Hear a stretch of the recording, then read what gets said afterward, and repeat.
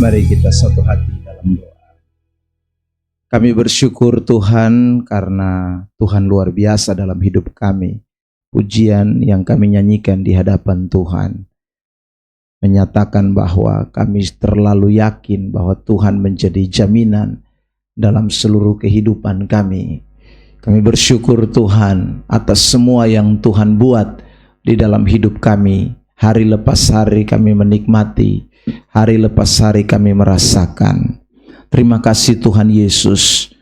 Pujian penyembahan sudah dinyatakan di hadapan Tuhan, dan telah tiba saatnya untuk kami dengar, membaca dan belajar akan kebenaran-kebenaran-Mu, firman-Mu Tuhan yang menjadi pedoman penuntun dalam hidup kami. Dan karena itu Bapa di sorga, sebelum kami masuk lebih jauh dalam jam pemberitaan ini, kami mohon pimpinan Roh Kudus mengambil alih seluruh hidup kami semua, baik hamba yang berbicara pada kesempatan ini, bahkan semua yang mendengarkan. Tuhan tolong kami semua, Roh Kudus kuasai hati pikiran, sehingga apapun yang Tuhan sebentar nyatakan itu benar-benar dapat menjadi bagian dalam kehidupan kami. Kami dinasehati, kami diajar, kami dididik oleh kebenaran itu, dan semakin hari kami boleh menyenangkan Tuhan dengan seluruh kehidupan kami Bapa. Terima kasih Tuhan, ini hidup kami telah siap untuk mendengarkan firman-Mu. Di dalam nama Tuhan Yesus Kristus kami sudah berdoa. Semua kita yang siap diberkati bersama-sama dengan saya kita katakan amin. Shalom. Puji Tuhan, Bapak Ibu Saudara yang terkasih di dalam Tuhan Yesus Kristus. Bersyukur bisa kembali hadir bersama dengan Bapak Ibu Saudara di persekutuan doa air hidup untuk kita sama-sama boleh belajar firman Tuhan. Baik, sebagaimana 3 minggu yang lalu ya, saya menyampaikan kebenaran di tempat ini dari suratan Efesus pasal yang keempat, ayat yang pertama sampai dengan ayat yang ke 16. Maka pada kesempatan ini saya akan melanjutkan, karena dalam pembahasan kita itu saya sudah menyampaikan bahwa ada 2 bagian besar yang kita mau perhatikan dari Efesus pasal yang keempat itu, ayat yang pertama sampai dengan ayat yang ke-16. Nah, bagian yang pertama yang sudah kita perhatikan pada minggu yang lalu, yaitu tentang apa saja bentuk kasih karunia yang Tuhan berikan kepada kita. Jadi tema khotbah pada beberapa minggu yang lalu itu adalah tentang kasih karunia. Kita soroti Efesus pasal 4 ayat yang pertama sampai dengan ayat yang ke-16, dan saya sudah sampaikan bahwa ada 2 bagian yang kita mau bahas. Bagian pertama sudah selesai kita bahas, yaitu tentang bentuk-bentuk atau jenis macam daripada kasih karunia yang Allah berikan kepada kita. Saudara yang terkasih di dalam Tuhan, yang pertama yaitu dalam Efesus pasal yang keempat ayat yang ke-7 dan ayat yang ke-8. Di situ ada kata pemberian ya saudara.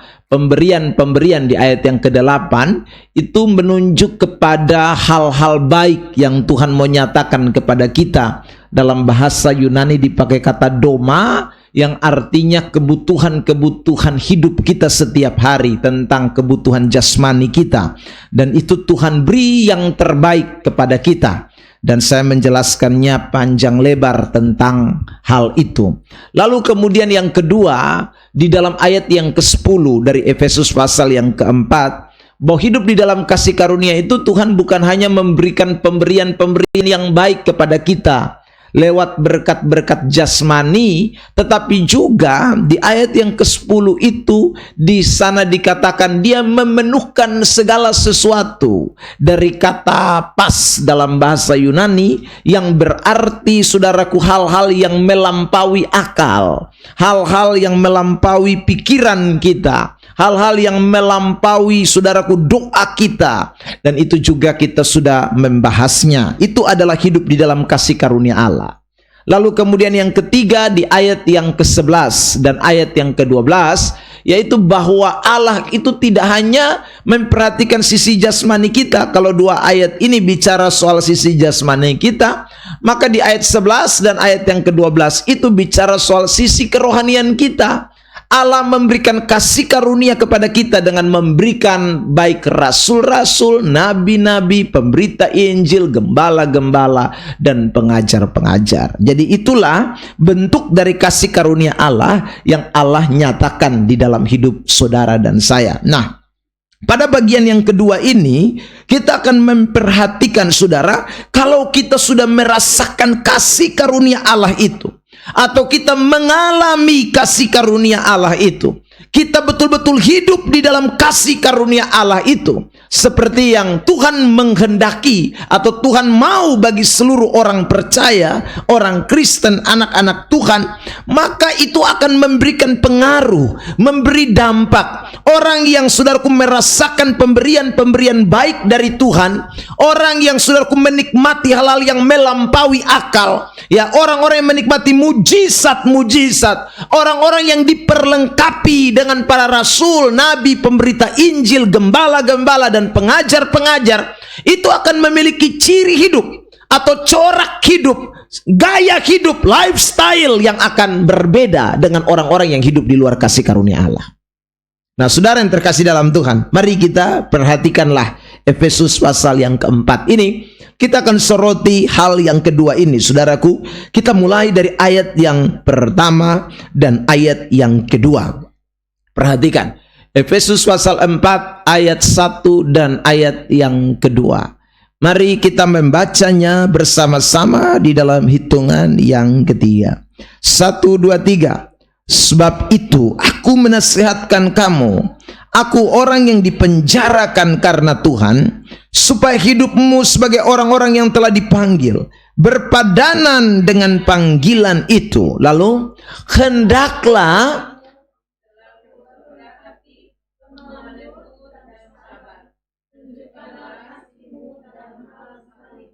saudara perhatikan, jadi orang-orang yang berpadanan dengan panggilan itu, ini tidak lepas dari hidup di dalam kasih karunia Allah.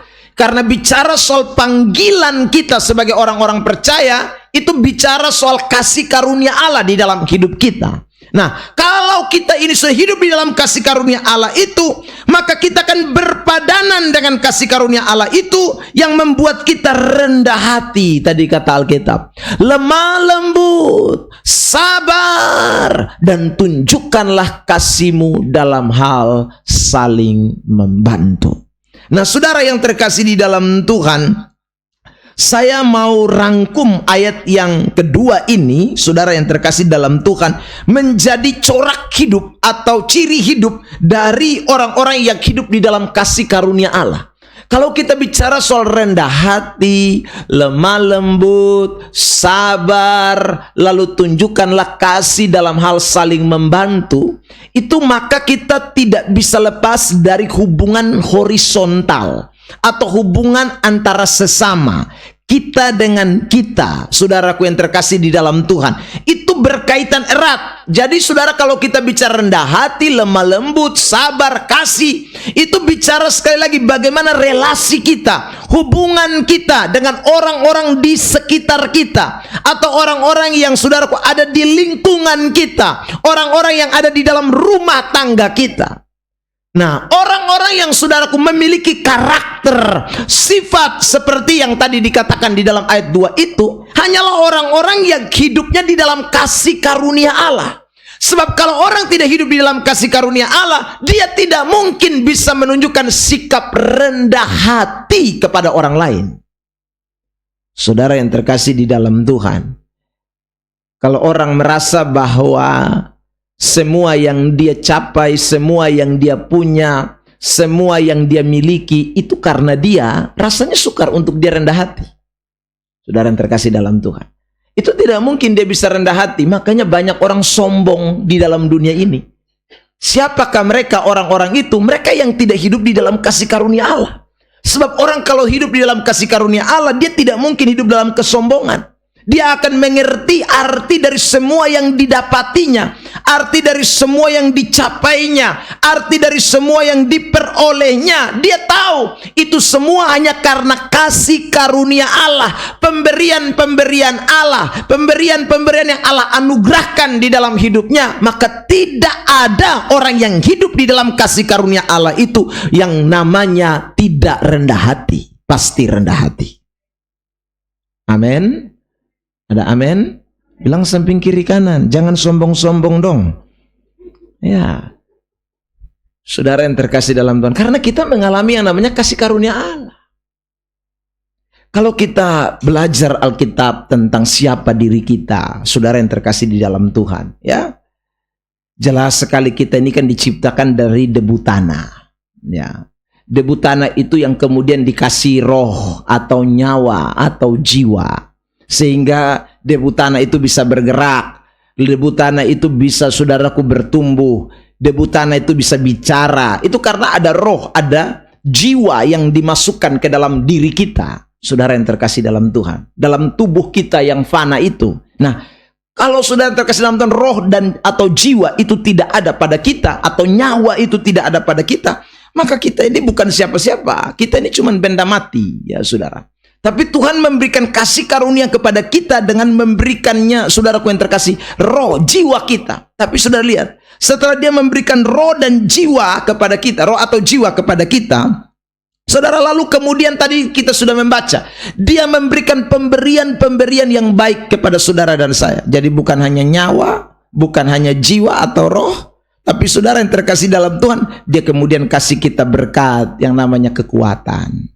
Dia kasih kita berkat yang namanya, saudara, makan minum. Dia kasih kita berkat yang namanya, saudara, apalagi ya, pangkat jabatan. Dia kasih kita berkat yang namanya kegantengan, kecantikan. Dia kasih kita berkat, saudara yang terkasih dalam Tuhan, rambut lurus, rambut keriting, dan lain sebagainya. Dia kasih kita banyak berkat, ya, yang kita bisa menikmati dalam hidup ini, saudara. Tapi bukan hanya itu, pada 2 minggu yang lalu itu saya sudah mengatakan, dia melakukan banyak hal yang melampaui akal kita, saudara yang terkasih. Kadang kita doanya cuma segini, dia buat lebih dari itu. Ya, kadang kita mintanya cuma segini, dia buat lebih daripada itu. Bahkan kadang kita tidak pernah pikir, kita tidak pernah lihat, di Alkitab katakan dengan mata kita, dia berikan itu kepada kita. Kita tidak pernah dengar, tidak pernah timbul di dalam hati, dia sediakan itu bagi kita. Saudara yang terkasih dalam Tuhan, itu berarti Tuhan itu begitu luar biasa di dalam hidup kita. Nah, kalau kita menyadari akan semuanya ini, ada alasan apa yang kita bisa nyatakan untuk kesombongan kita di hadapan orang lain atau di antara sesama kita? Rasanya tidak ada, karena semua yang kita peroleh hanya karena kasih karunia Allah. Jadi saya ulang, orang yang sombong itu hanya orang yang tidak hidup dalam kasih karunia Allah. Ya. Dan itu pasti, saudara yang terkasih dalam Tuhan, dia belum menikmati yang namanya kasih karunia Allah. Banyak sekali saudara kita temukan realita fakta di dalam hidup ini, orang-orang yang demikian, yang merasa bahwa hidupnya itu bukan karena Tuhan, ya, sehingga sombongnya minta ampun. Saudara yang terkasih, ya, Tuhan baru angkat sedikit, wih, rasanya dia sudah naik sampai di langit sana, ya.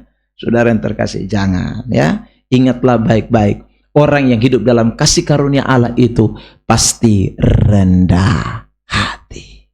Ada amin? Saudara yang terkasih di dalam Tuhan, pasti rendah hati.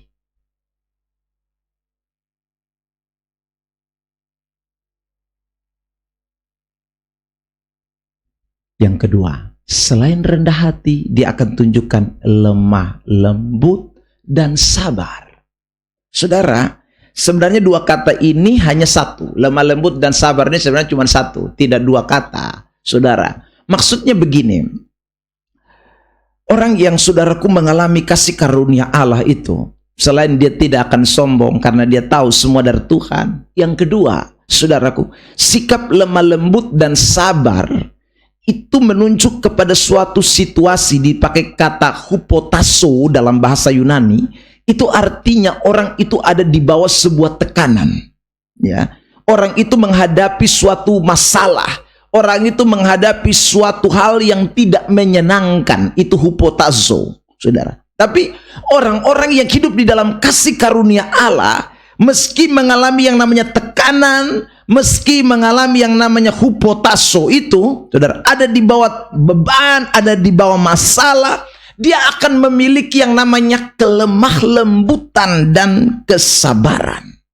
Saudara, bicara soal kelemah lembutan dan kesabaran, itu bicara soal ketabahan. Atau bicara soal, saudaraku yang terkasih dalam Tuhan, orang itu betul-betul tidak bisa diombang-ambingkan. Orang-orang itu memiliki prinsip, memiliki, saudara yang terkasih dalam Tuhan, ciri hidup yang dapat memiliki suatu konsistensi, tidak berubah di tengah situasi yang sukar. Itu hupotasso. Saudara yang terkasih dalam Tuhan. Jadi kalau kita ini hidup di dalam kasih karunia Allah, itu tidak berarti saudara tidak akan mengalami tantangan. Itu tidak berarti bahwa saudara tidak akan hadapi tekanan hidup. Itu tidak berarti bahwa saudara dan saya akan lolos dari berbagai macam masalah hidup ini. Itu akan ada. Tapi kita akan memiliki ketangguhan untuk bisa tetap ada di posisi itu tanpa bergeser meskipun itu begitu sukar. Ada amin? Saudara yang terkasih, kok kenapa kita bisa ada di posisi itu meskipun ada dalam tekanan? Karena jawabannya sederhana. Saudaraku, kasih karunia itu bicara soal Allah bekerja di dalam hidup kita. Kasih karunia Allah itu bicara bagaimana Tuhan yang berperan di dalam hidup kita. Toh meski saya ada di bawah sebuah tekanan, saudara yang terkasih, tapi Tuhan ada di sini, di tekanan itu. Tuhan ada bersama-sama dengan saya, maka tidak ada alasan untuk saya bisa keluar dari tekanan itu. Karena Allah yang memberikan jaminan kasih karunia-Nya ada di dalam hidup saya. Saudara yang terkasih, seperti yang tadi saya katakan, Dia akan mengerjakan melampaui dari apa yang saya pikirkan. Dia akan mengerjakan melampaui dari apa yang saya doakan. Dia akan mengerjakan melampaui dari apa yang saya lihat dan saya dengar, yang pernah timbul di dalam hati saya. Dia akan mengerjakan melampaui dari itu semua. Ada amin? Makanya kata sabar lemah lembut itu juga muncul di dalam kitab Yakobus, saudara yang terkasih dalam Tuhan, ya. Itu jelas dikatakan oleh Yakobus, ya, waktu dia berbicara tentang bagaimana menghadapi situasi yang sukar, situasi yang tidak mengenakan, situasi yang rumit, saudara yang terkasih di dalam Tuhan. Dia memberitahu kepada kita seperti kita ini, Yakobus pasal 5, ya. Seperti seorang yang sedang menantikan hasil yang berharga. Mari kita membaca Yakobus pasal yang ke-5, ayat yang ke-7 dan seterusnya sampai dengan ayat yang ke-11, ya. Saya mau mengajak kita untuk membaca teks ini bersaut-sautan, saya lebih dulu. Karena itu saudara-saudara, bersabarlah sampai kepada kedatangan Tuhan. Sesungguhnya petani menantikan hasil yang berharga dari tanahnya, dan ia sabar sampai telah turun hujan musim gugur dan hujan musim semi. Ayat 8.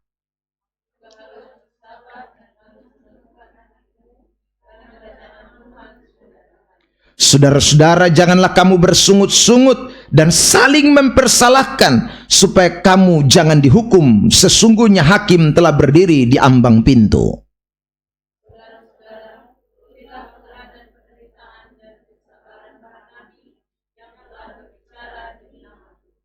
Sesungguhnya kami menyebut mereka berbahagia, yaitu mereka yang telah bertekun. Kamu telah mendengar tentang ketekunan Ayub, dan kamu telah tahu apa yang pada akhirnya disediakan Tuhan baginya, karena Tuhan Maha Penyayang dan penuh belas kasihan. Sudah lihat ini, kata lemah lembut dan sabar ada di dalam teks ini beberapa kali nih, ya. Saudara yang terkasih, sabar, sabar, tekun, itu kata yang sama dipakai hupotazo.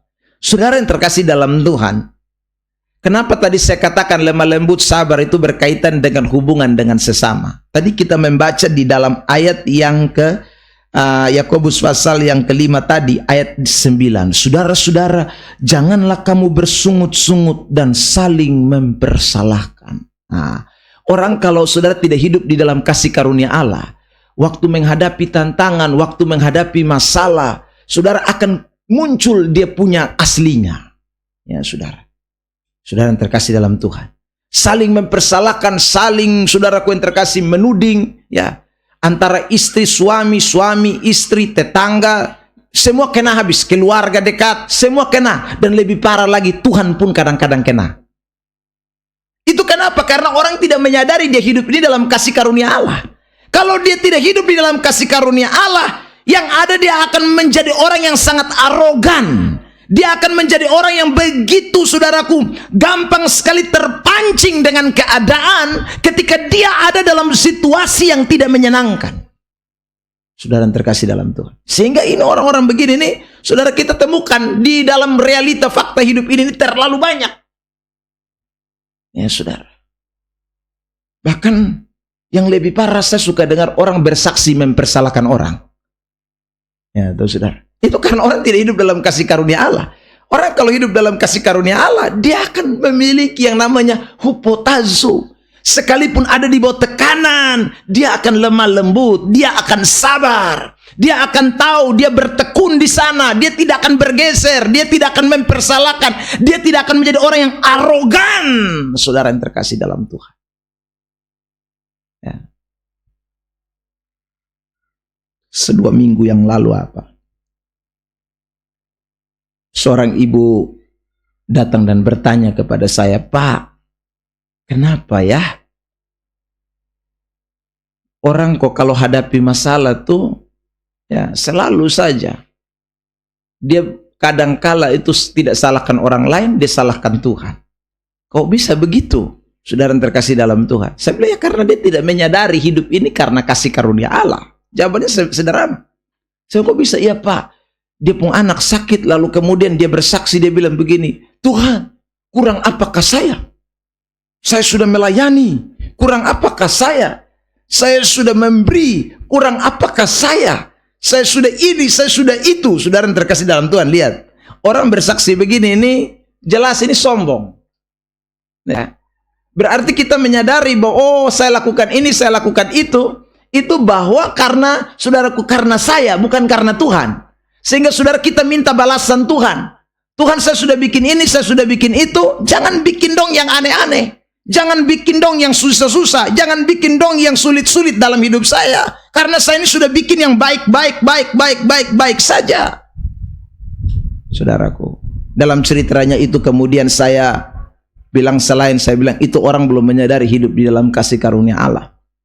Lalu saya kasih dia cerita. Saya bilang begini, satu hari ada seorang pendeta pulang dari pelayanan, saudara yang terkasih dalam Tuhan, dijemput oleh jemaatnya di bandara. Ya. Waktu jemaatnya jemput, saudara yang terkasih dalam Tuhan, di atas mobil, jemaatnya cerita, "Pak Pendeta, aduh saya ini baru saja kemarin mengalami kecelakaan. Ya. Kecelakaan itu rumah kami semua terbakar habis. Barang-barang semua tidak ada yang diselamatkan, tapi puji Tuhan kami seisi rumah selamat." Lalu Pak Pendeta bilang begini, "Makanya Pak Pendeta sudah omong ulang-ulang, kamu ini kan suka tidak bayar perpuluhan. Karena kamu tidak bayar perpuluhan, makanya Tuhan hajar kamu." Saudara yang terkasih dalam Tuhan. Lalu ini jemaat sambung, "Oh begitu kok Pak Pendeta, tapi ini jemaat masih tapi." Bab tua bilang, "Sudah, saya kalau omong itu kau jangan bantah ya. Dengar baik-baik, mulai ini taat sudah bayar persepuluhan itu, saudaraku." Lalu jemaat bilang, "Iya baik Pak Pendeta, tapi," baru bilang tapi lagi, Pak Pendeta sambung lagi, "Sudah lu jangan main tapi, Pak, omong itu yang lu boleh buat sudah." Saudara yang terkasih dalam Tuhan. Ya. Lalu ini jawab, "Iya Bapak, saya mau buat, tapi apa lagi? Saya sudah bilang jangan tapi." "Iya tapi Pak Pendeta, persoalannya bukan hanya saja saya puruma yang tabakar, Bapak puruma juga ikut tabakar." Ya, saudara yang terkasih dalam Tuhan. Nah, persoalannya bukan hanya saya punya rumah, Bapak punya rumah juga ikut terbakar. Itu persoalan. Saudara yang terkasih, masa saya punya rumah juga ikut terbakar? Iya Pak, api merambat karena kita pun rumah baku dekat. Jadi saya punya rumah terbakar habis, api juga habiskan Bapak pun rumah. Jadi Bapak rumah juga sudah habis ini. Ya, saudara yang terkasih dalam Tuhan. Lalu Pak Pendeta tidak bisa banyak omong ya, karena Pak Pendeta baru habis saja menghakimi dia tidak berpersepuluhan, ternyata Pak Pendeta punya juga terbakar habis. Saudara yang terkasih dalam Tuhan, dalam cerita itu kemudian saya bilang begini, yang tahu kita menghadapi tantangan masalah itu yang paling tahu diri kita sendiri dan Tuhan. Kenapa saya diperhadapkan dengan tantangan ini?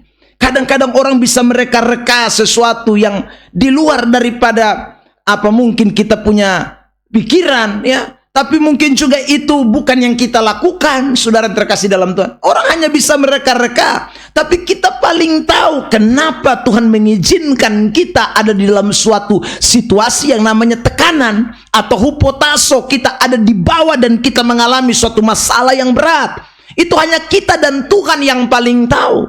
Dan waktu kita menyadari akan masalah yang kita hadapi, suatu tekanan hidup yang Tuhan izinkan terjadi dalam hidup kita, saudara yang terkasih dalam Tuhan, hanya dua hal. Yang pertama, kita menyadari itu dan kita kalau betul ada sesuatu yang tidak beres dengan hidup kita, ada sesuatu yang betul-betul menyakiti hati Tuhan, kita sadar dan kita bertobat. Tapi kalau memang itu adalah bagian dari suatu kasih karunia Allah yang Allah berikan di dalam hidup kita, maka kita tetap harus bersyukur karena Tuhan mengizinkan itu semua supaya kita bukan tambah parah, bukan kita tambah buruk, tapi dengan hal itu kita semakin mengerti tentang betapa hebatnya Tuhan di dalam hidup kita sekalian. Ada amin? Nah, makanya ingatlah baik-baik saudara, kalau menghadapi tantangan, hadapi masalah, jangan salahkan orang lain. Terima kasih Tuhan karena Tuhan kasih kita kasih karunia untuk boleh mengambil bagian di dalam penderitaan bersama-sama dengan Dia. Mari kita lihat satu ayat di dalam kitab 1 Petrus, saudara yang terkasih dalam Tuhan. Saya teringat dengan ayat ini yang bicara tentang kasih karunia Allah. Itu adalah salah satunya penderitaan yang Allah izinkan terjadi di dalam hidup kita sebagai orang-orang percaya. Mari kita buka kitab 1 Petrus pasal yang kedua. Saudara yang terkasih di dalam Tuhan, ya. Ayat yang ke-20 mulai. Ya, ayat yang ke-20 kita baca bersama-sama. 1 Petrus 2 ayat yang ke-20. 1 2 3. Sebab dapatkah disebut pujian jika kamu menderita pukulan karena kamu berbuat dosa? Tetapi jika kamu berbuat baik dan karena itu kamu harus menderita, maka itu adalah kasih karunia pada Allah. Jadi itu adalah kasih karunia yang kita miliki, saudara yang terkasih dalam Tuhan.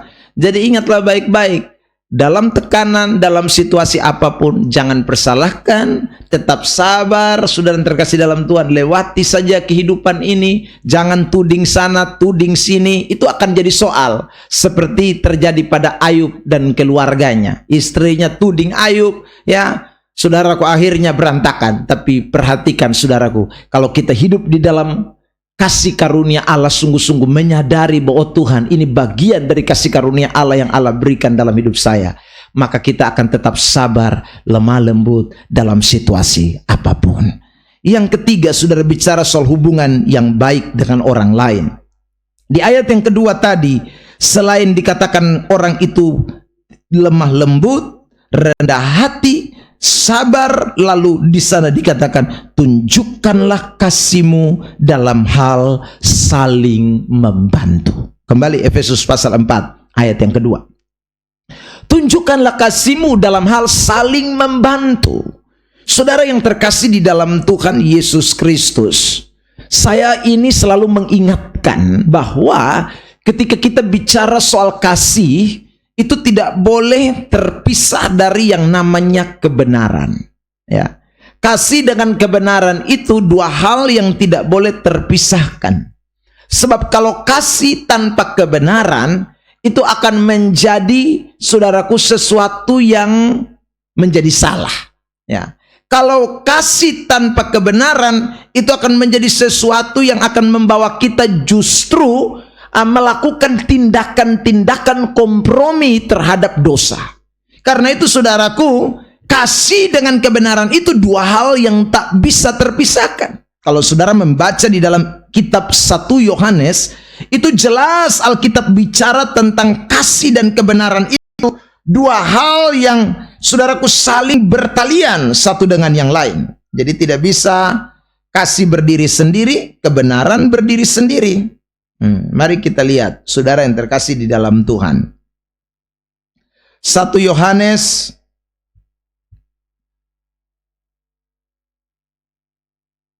pasal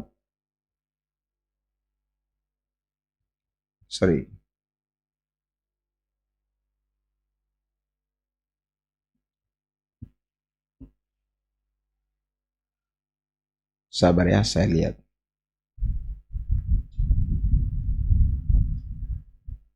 Ayat bagus. Ya, 1 Yohanes 3 ayat 18.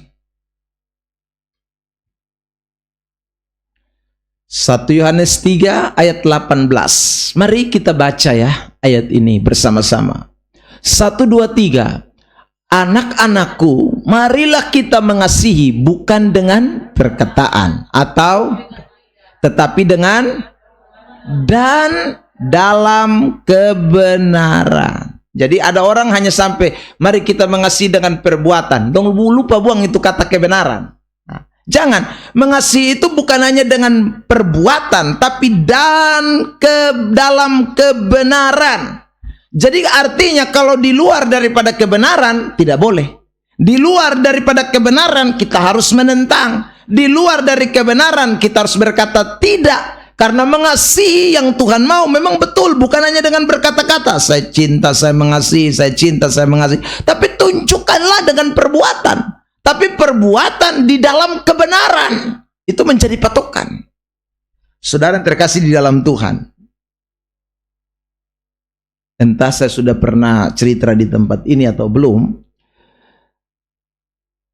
tapi ini suatu peristiwa nyata. Ya, satu peristiwa nyata. Satu hari, saudara yang terkasih dalam Tuhan, cukup ya mungkin sudah sekitar 3 tahun apa 2 tahun yang lalu ya saudara. Seorang bapak ya buat kasus di dalam rumah tangganya sehingga rumah tangganya ini, saudaraku, diambang perceraian. Lalu istrinya datang mengadu, cerita, ya, minta dukungan doa, solusi, saudara yang terkasih dalam Tuhan. Dan kemudian akhirnya saya panggil, ya, bukan hanya saja istri, saya panggil suaminya juga datang, ya. Saudara yang terkasih dalam Tuhan, lalu dalam pertemuan itu saya tanya sama suaminya, Bapak masih tidak sayang sama mama? Ya, saudara. Lalu kemudian bapak bilang, Bapak beta ini terlalu cinta, istri beta terlalu sayang dia. Oh begitu. Ya saudara. Jadi pun istri waktu bilang begitu, dia istri, tahu tuh mama. Ya tahu saudara. Lalu saya tanya lagi sama istrinya, ya, Mama masih sayang tidak sama Bapak? Bapak beta mau sayang ke mana kalau dia begitu? Ya saudara. Tidak beta tanya, masih tidak. Ya. Bilang masih Bapak, tapi kalau dia begitu beta sen bisa. Ya saudara. Lalu dia pun suami langsung, saudaraku, balas kata-kata istrinya. Ini yang Pak Pendeta, istri saya tidak pahami. Ya saudara. Oh, itu. Saya ini sayang, saya sayang dia sekali Pak Pendeta. Bukan tidak sayang, saya sayang sekali. Tapi dia ini tidak bisa mengerti keadaan saya. Saudara yang terkasih dalam Tuhan. Lalu saya bilang begini, ya kalau begitu Bapak cerita dululah. Mama tenang ya, supaya Bapak cerita apa yang buat sampai Mama tidak mengerti keadaan Bapak ini. Saudara. Lalu Bapak tuh bilang begini, Pak Pendeta coba bayangkan. Ya. Ini yang beta selingkuh ini. Ya. Ini beta jujur Pak Pendeta, memang beta selingkuh, tapi beta sayang bepu istri. Ya.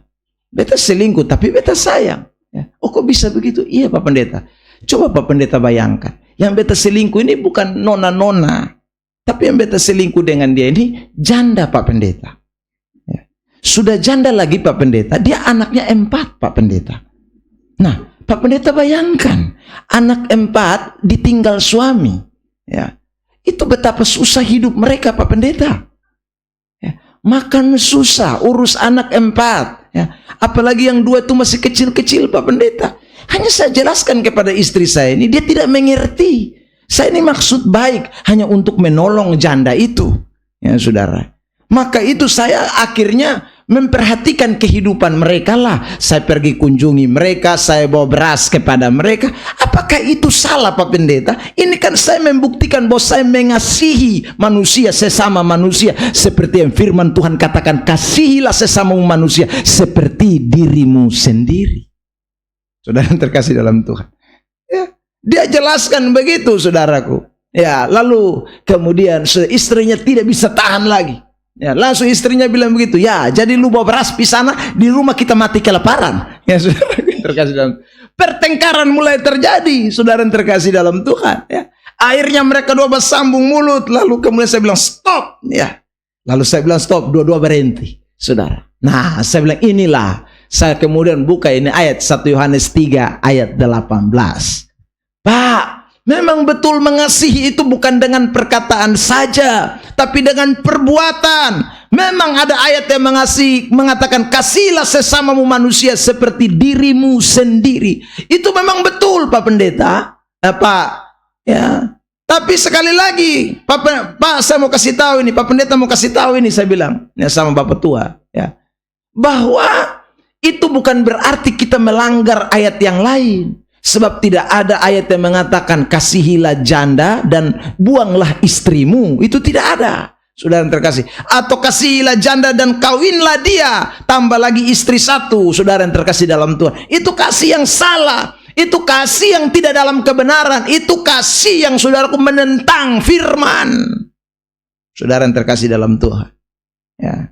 Jadi alasan apapun Bapak tidak bisa menolong janda itu, lalu kemudian akhirnya mengabaikan istri dan anak-anak di rumah. Itu salah, saudara yang terkasih dalam Tuhan.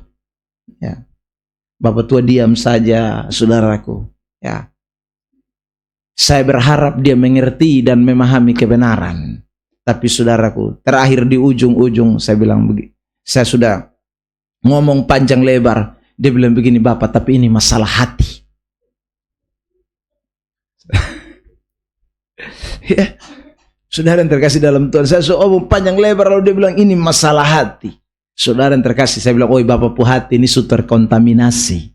Ya, kadang-kadang orang sudah tidak bisa membedakan kebenaran dengan kasih, saudara yang terkasih. Karena sekali lagi, dia punya hati lebih kepada perasaan. Ingat, kasih itu bukan bicara soal perasaan. Ya. Kalau kasih itu hanya bicara soal perasaan, maka saudara yang terkasih di dalam Tuhan, kita bisa menentang kebenaran.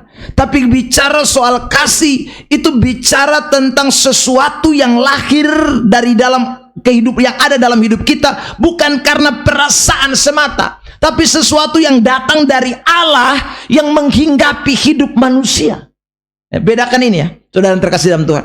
Kasih yang namanya perasaan itu adalah kasih semu, kasih yang akan menentang kebenaran. Tapi kalau kasih yang lahir dari Allah, kasih yang Allah berikan kepada kita, itu akan membuat kita hidup di dalam kebenaran. Makanya kalau saudara baca 1 Korintus pasal 13, ya, itu pasal tentang kasih. Jelas, saudaraku. Nah, kalau kita baca 1 Korintus 13, kasih itu, saudara yang terkasih dalam Tuhan, akan bertabrakan dengan yang namanya, sekali lagi, perasaan kita. Akan bertabrakan. Ya.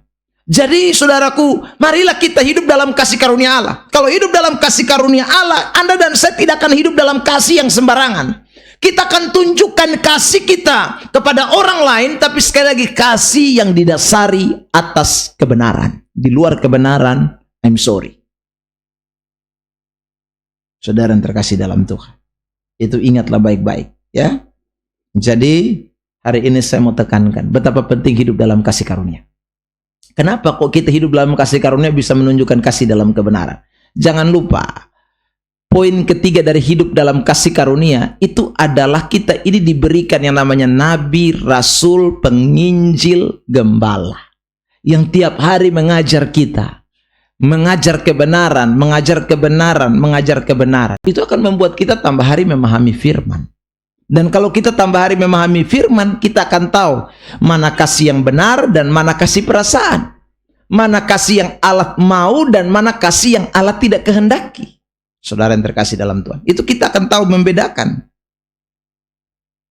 Kalau tidak, ya tidak bisa.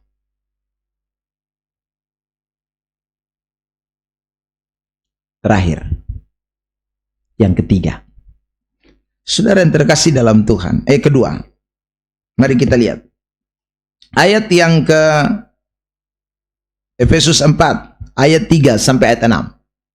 Tadi kita sudah membaca ayat yang kedua, sekarang kita lihat ayat 3 sampai ayat 6. Kita akan temukan kata satu kesatuan itu banyak sekali di dalam ayat 3 sampai ayat 6. Mari kita baca bersama-sama, saya dan saudara sampai ayat 6 dalam hitungan ketiga.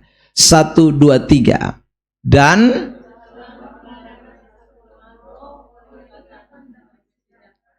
satu tubuh dan satu roh.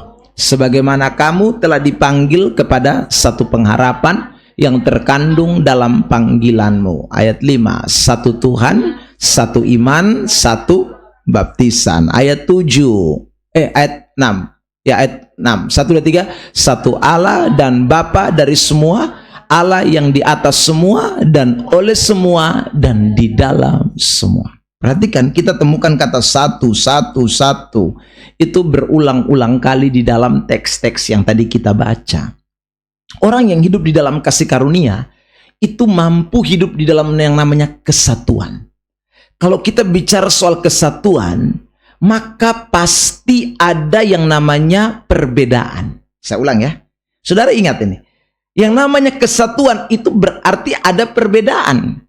Sebab kalau tidak ada perbedaan lalu kumpul jadi satu, itu bukan namanya kesatuan.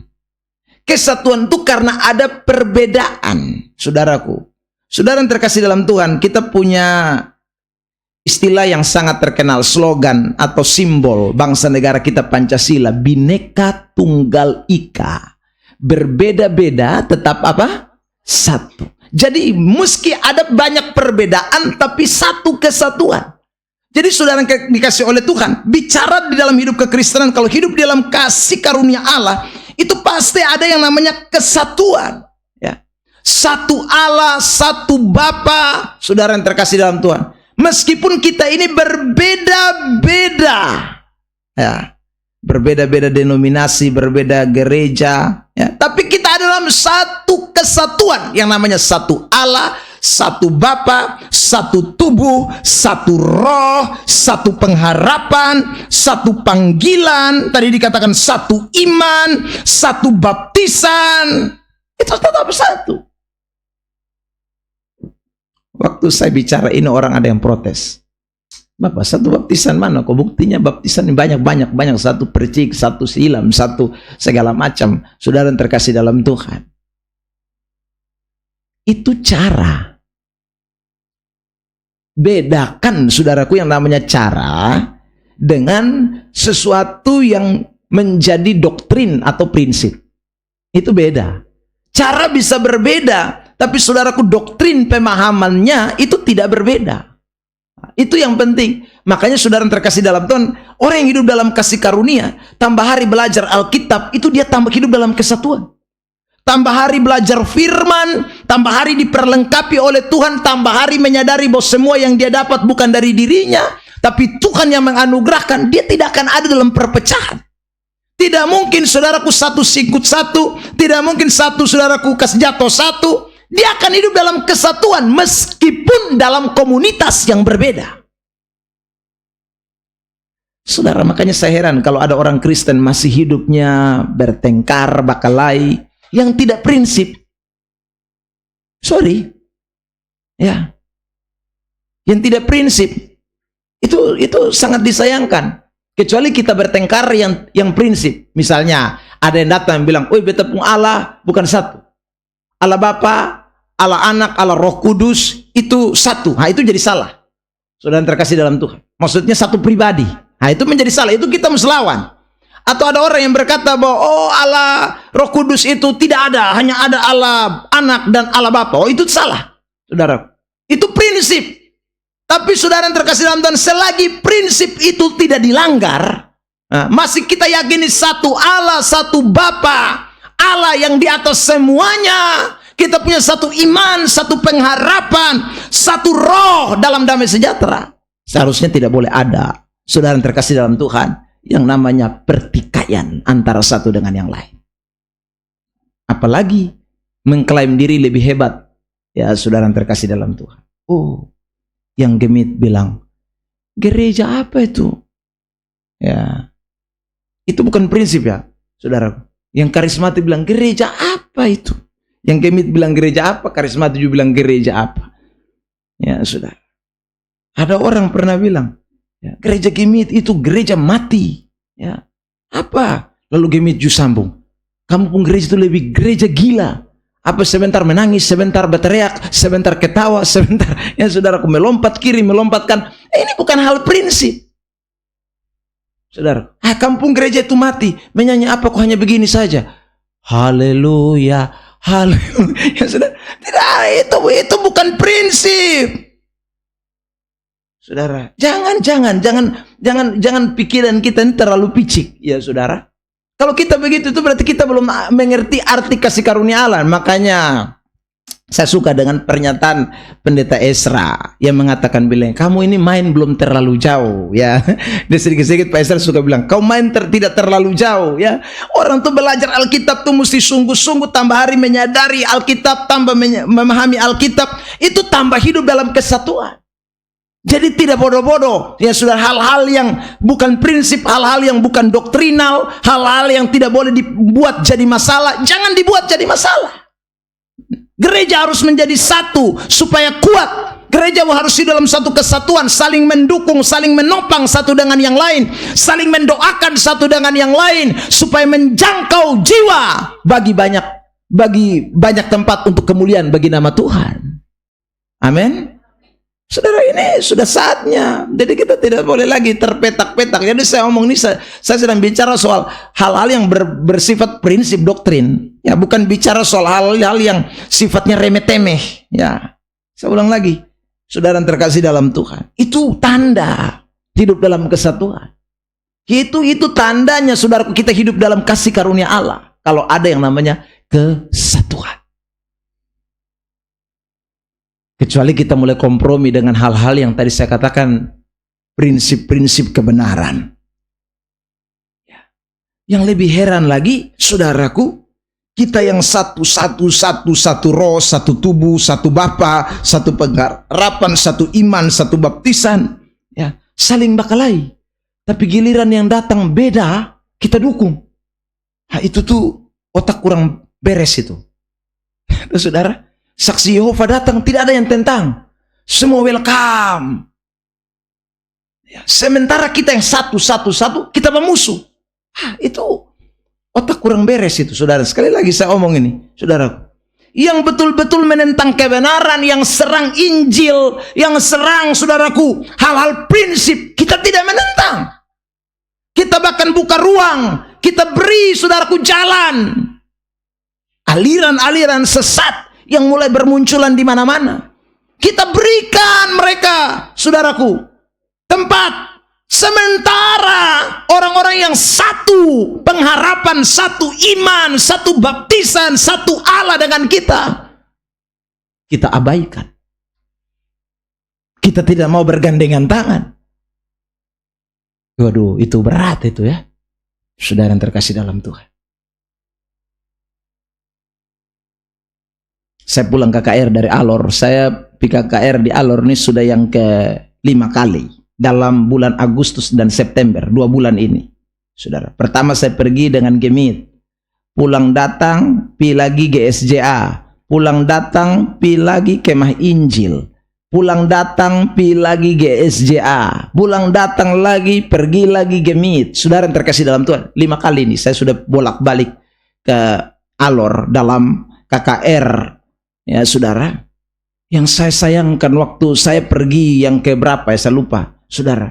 Ada orang waktu diundang, ya. Setelah dia baca itu undangan, dia robek habis. Lalu saudaraku buang di tempat sampah, dia umumkan, jangan ada yang pergi ikut KKR di lapangan itu ya. Ya saudara, ini kan otak kurang beres ini. Ini setan pakai. Saudara terkasih dalam Tuhan.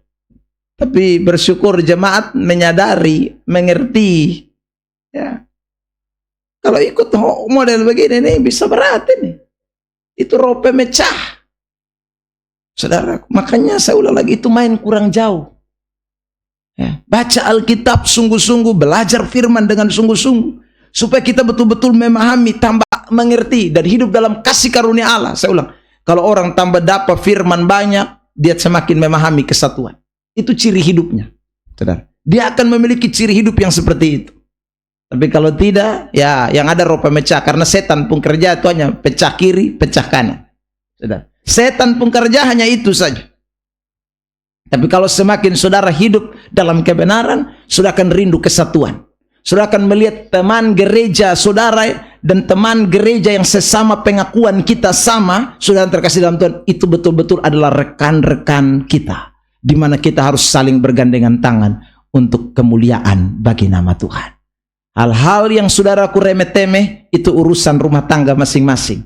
Tapi hal-hal yang prinsip itu kita tidak boleh, saudaraku, tentang. Kita harus sama-sama majukan itu demi kepentingan kerajaan Allah.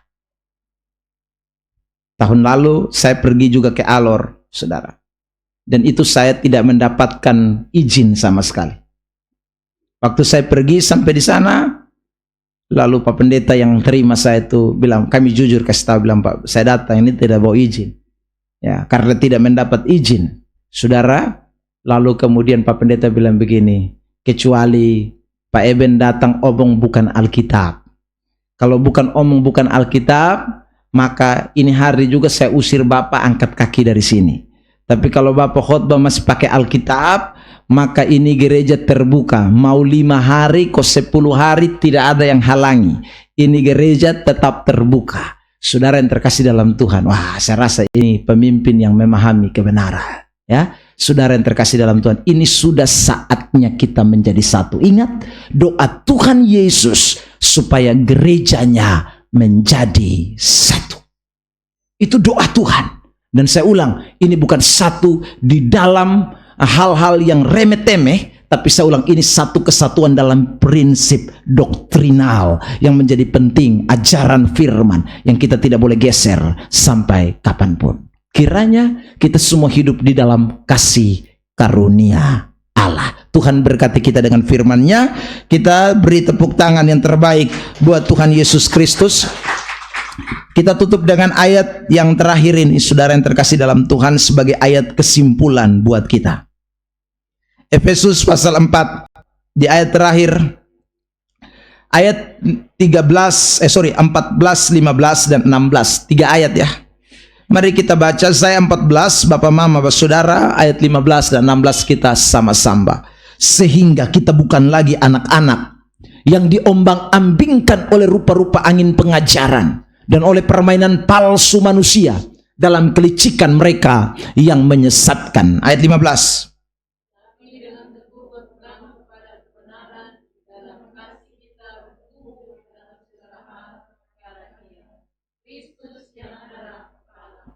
Satu, dua, tiga. Daripadanya seluruh tubuh yang rapi tersusun dan diikat menjadi satu oleh pelayanan semua bagiannya sesuai dengan kadar pekerjaan tiap-tiap anggota, menerima pertumbuhannya dan membangun dirinya dalam kasih. Seluruh tubuh rapi tersusun, diikat menjadi satu. Amin.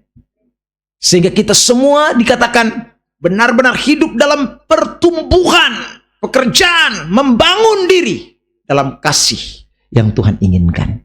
Ada amin? Tuhan Yesus memberkati kita. Kita bangkit berdiri. Saya ajak kita semua bangkit berdiri di hadirat Tuhan. Kita nyanyikan satu pujian dan kita mensyukuri firman Allah.